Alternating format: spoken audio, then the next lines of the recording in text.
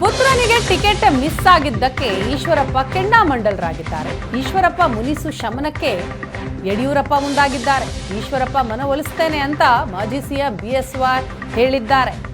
ಪುತ್ರನಿಗೆ ticket miss ಆಗಿರೋದಕ್ಕೆ ಮಾಜಿ DCM Eshwarappa ಕೆಂಡಾಮಂಡಲರಾಗಿದ್ದಾರೆ. Yediyurappa ಅವರ ವಿರುದ್ಧ ಆಕ್ರೋಶವನ್ನ ವ್ಯಕ್ತಪಡಿಸ್ತಾ ಇದ್ದಾರೆ. ಇದರ ನಡುವೆ ಅವರ ಶಮನ ಅಂದ್ರೆ ಮುನಿಸು ಶಮನಕ್ಕೆ ಪ್ರಯತ್ನ ಮಾಡ್ತೀನಿ ಅಂತ ಮಾಜಿ ಸಿಎಂ ಬಿಎಸ್ವೈ ಹೇಳ್ತಾರೆ.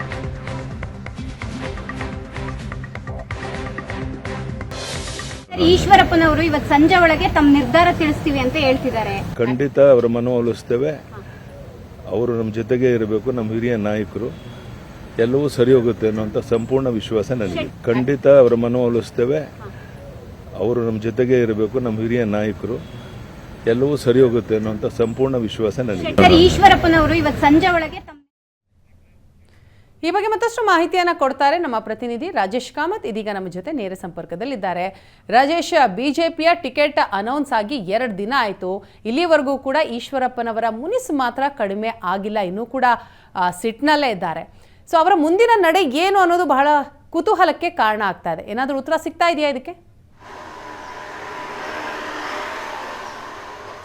ಖಂಡಿತ ಕೂಡ ನಾವೀಗ ಈಗಾಗಲೇ ಈಶ್ವರಪ್ಪನವ್ರನ್ನು ಕೂಡ ಈ ಬಗ್ಗೆ ಮಾತನಾಡಿದ್ದೀವಿ, ಅವ್ರನ್ನ ಪ್ರಶ್ನೆ ಮಾಡಿದ್ದೀವಿ. ಏನು ಮಾಡ್ತೀರಾ, ನಿಮ್ಮ ಮುಂದಿನ ನಡೆ ಏನು, ವಾಟ್ ನೆಕ್ಸ್ಟ್ ಅಂತ ಹೇಳಿ ಕೇಳಿದ್ದೀವಿ. ಆ ಸಂದರ್ಭದಲ್ಲಿ ಕೂಡ ಈಶ್ವರಪ್ಪನವರು ನನಗೆ ಮೋಸ ಆಗಿದೆ ಅಂತ ಮಾತ್ರ ಹೇಳ್ತಾ ಇಲ್ಲ, ಬಿಎಸ್ವೈ ಕುಟುಂಬದವರು, ಮಾಜಿ ಸಿಎಂ ಬಿಎಸ್ವೈ, ವಿಜೇಂದ್ರ ಇವರೆಲ್ಲ ನನ್ನನ್ನು ನಂಬಿಸಿ ಮೋಸ ಮಾಡಿದ್ದಾರೆ. ನನ್ನ ಪುತ್ರನಿಗೆ ಟಿಕೆಟ್ ಕೊಡಿಸ್ತೀನಿ ಅಂತ ಹೇಳಿ ಮೋಸ ಮಾಡಿದರೆ ಇದು ಮೊದಲನೇ ಮೋಸ ಅಲ್ಲ. ನನಗೆ 40% ಆರೋಪ ಬಂದಾಗ ಮಂತ್ರಿ ಸ್ಥಾನಕ್ಕೆ ರಾಜೀನಾಮೆ ಕೊಟ್ಟಿದ್ದೆ. ಆರೋಪ ಮುಕ್ತನಾದ ನಂತರ ನಾನು ತಕ್ಷಣವೇ ಮಂತ್ರಿ ಮಾಡ್ತೀನಿ ಹೇಳಿದರು, ಆಗಲೂ ಕೂಡ ಮಂತ್ರಿ ಮಾಡಿಲ್ಲ.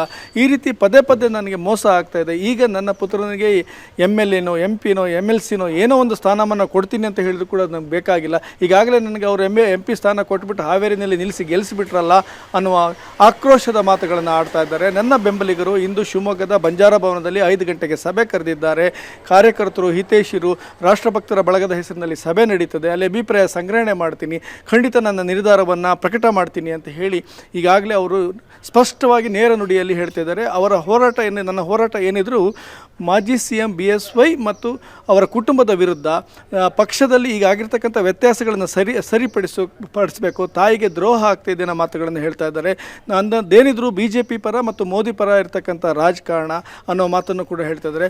ಈಗಾಗಲೇ ಈಶ್ವರಪ್ಪನವರು ಇನ್ನೂ ಒಂದು ಹೆಜ್ಜೆಯನ್ನು ಮುಂದುವರೆದು ನಾಳೆ ಕೂಡ ಅವರು ಸಾಗರ ಮತ್ತು ಅವರ ಪುತ್ರ ಕಾಂತೇಶ್ ಶಿಕಾರಿಪುರದಲ್ಲಿ ಕೂಡ ಒಂದು ರೀತಿಯ ಪ್ರವಾಸವನ್ನು ಹಮ್ಮಿಕೊಂಡಿದ್ದಾರೆ. ಈ ಬಗ್ಗೆ ಮತ್ತಷ್ಟು ಅಭಿಪ್ರಾಯಗಳನ್ನು ಸಂಗ್ರಹಣೆ ಮಾಡಿ ಬಂಡಾಯ ಸ್ಪರ್ಧೆಯ ಬಗ್ಗೆ ಹಲವು ಪ್ರಮುಖರ ಜೊತೆಗೆ ಚರ್ಚೆ ನಡೆಸುವ ಸಿದ್ಧತೆಗಳನ್ನು ಕೂಡ ಮಾಡಿಕೊಂಡಿರೋದು ಕೂಡ ಈಗಾಗಲೇ ಮಾಹಿತಿಗಳು ಬರ್ತಾ ಇದ್ದಾವೆ. ಆ ಹಿನ್ನೆಲೆಯಲ್ಲಿ ಈಶ್ವರಪ್ಪ ಈಗ ಒಂದು ಹೆಜ್ಜೆ ಮುಂದೆ ಹೋಗಾಗಿದೆ.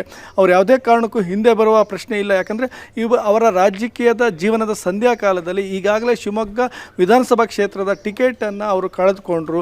ಅದಾದ ನಂತರ ಕಾರ್ಯಕರ್ತರು ಪಕ್ಷ ಸಿದ್ಧಾಂತ ಅಂತ ಹೇಳಿ ಮಾಡಿದರು. ಇದರೆಲ್ಲ ಹಿಂದಿನ ಈ ರೀತಿ ಟಿಕೆಟ್ ತಪ್ಪುವ ಹಿಂದೆ ಈಶ್ವರಪ್ಪನವರಿಗೆ ಯಡಿಯೂರಪ್ಪನವ್ರ ಮೇಲೇ ಆಕ್ರೋಶ ಬರ್ತಾ ಇದೆ. ನನಗೆ ಬೇರೆಯವರಿಗೆ ಪಟ್ಟು ಹಿಡಿದು ಟಿಕೆಟ್ ಕೊಡಿಸುವ ಯಡಿಯೂರಪ್ಪನವರು ನನಗೆ ಯಾಕೆ ಕೊಡಿಸಲ್ಲ, ನನ್ನ ಮಗನಿಗೆ ಯಾಕೆ ಕೊಡಿಸಲ್ಲ ಅನ್ನೋದು ಅವರಿಗೆ ಸಾಕಷ್ಟು ಆಕ್ರೋಶವನ್ನು ಉಂಟು ಮಾಡಿದೆ. ಆ ಹಿನ್ನೆಲೆಯಲ್ಲಿ ಈಶ್ವರಪ್ಪನವರು ಸತಾಯಗತಾಯ ನನಗೆ ಮೋಸ ಮಾಡಿರ್ತಕ್ಕಂಥ ಹಿನ್ನೆಲೆಯಲ್ಲಿ BY ರಾಘವೇಂದ್ರ ಏನು ಯಡಿಯೂರಪ್ಪನವರ ಪುತ್ರ ಈ ಬಾರಿ ಸಂಸದರಾಗಬೇಕು ಅಂತ ಹೊರಟಿದ್ದಾರೆ. ಅದನ್ನು ನಾನು ತಡಿಲೇಬೇಕು.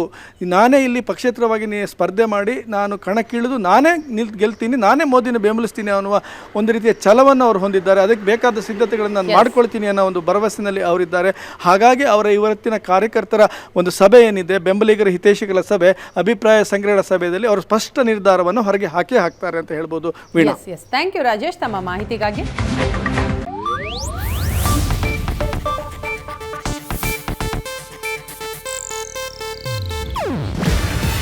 ಇದು ಏಷ್ಯಾನೆಟ್ ನ್ಯೂಸ್ ನೆಟ್ವರ್ಕ್ ಪ್ರಸ್ತುತಿ. ನೀವು ನೋಡ್ತಿದ್ದೀರಾ ಏಷ್ಯಾನೆಟ್ ಸುವರ್ಣ ನ್ಯೂಸ್.